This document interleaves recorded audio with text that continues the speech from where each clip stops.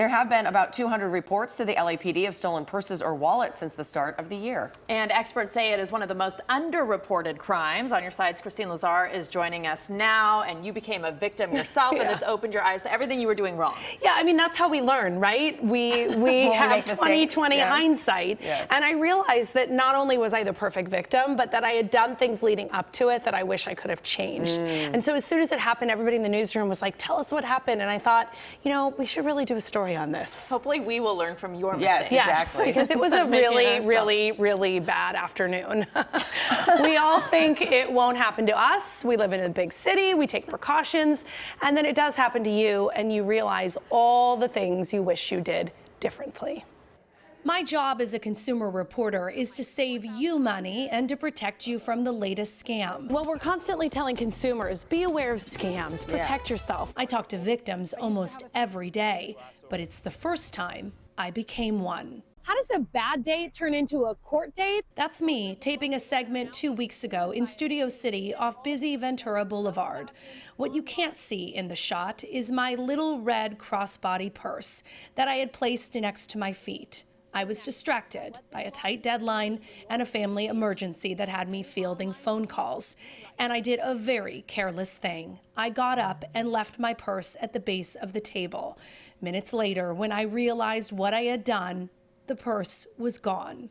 Here is security video from the restaurant I was sitting outside that shows a man nonchalantly walking off with my purse just seconds after I left it. People don't realize that there's people that wake up in the morning going, who am I going to rip off today? This is Kevin Coffey, former LAPD veteran turned travel skills trainer and theft prevention expert.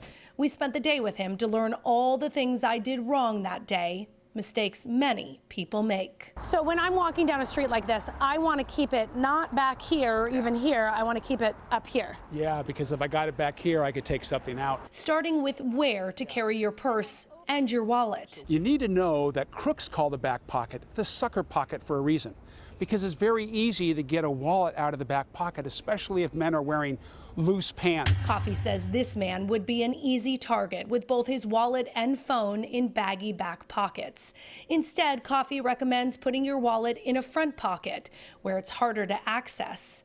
And when it comes to purses, this is a pickpocket's delight. Coffey says the worst type you can carry is an open tote. And the thief just easily comes right behind you or next to you. They slither their hand into it and they have access to your wallet or your cell phone, and off they go. Coffey recommends only carrying a purse with a zippered compartment. But if you have to use an open tote, place items on top of your valuables so they're harder to reach. And consider putting a tracking device like an AirTag in your purse or wallet so you can be alerted if you leave it behind, or so you can track it down if it's taken. So here's a woman carrying 2 bags. Also, look at the placement of your purse. Coffey says to never carry your purse on your side closest to the street. Again, the vulnerability, it's close to the street. Fanny packs, he says, are your best bet. You're less likely to forget them, like I did my purse, and they sit close to your body so you could feel a thief trying to open it.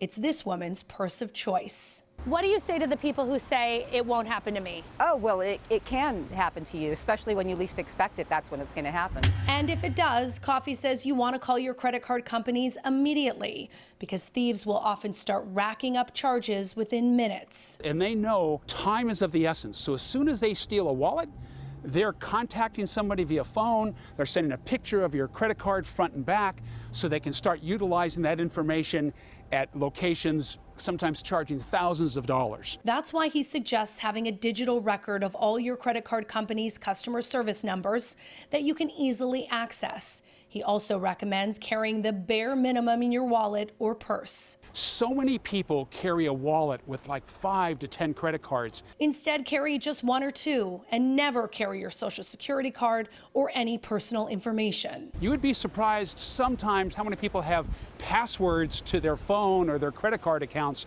inside their wallet. I call it sanitizing your wallet. Finally, Coffey says to pay close attention to where you set your purse when you're sitting at a restaurant. Back in May in Culver City, security video captured a thief snatching a woman's purse right off the back of her chair. The worst place for a woman to put her purse when she's sitting down at a restaurant table or a bar is on the back of the chair. Instead, place it on your lap or at your feet. You can even loop it around your leg for extra security so you don't forget it, like I did. What I should have done is unhooked this right here and put it around my chair and then hook it there and then, you know, keep it on my lap. Lesson learned the hard way.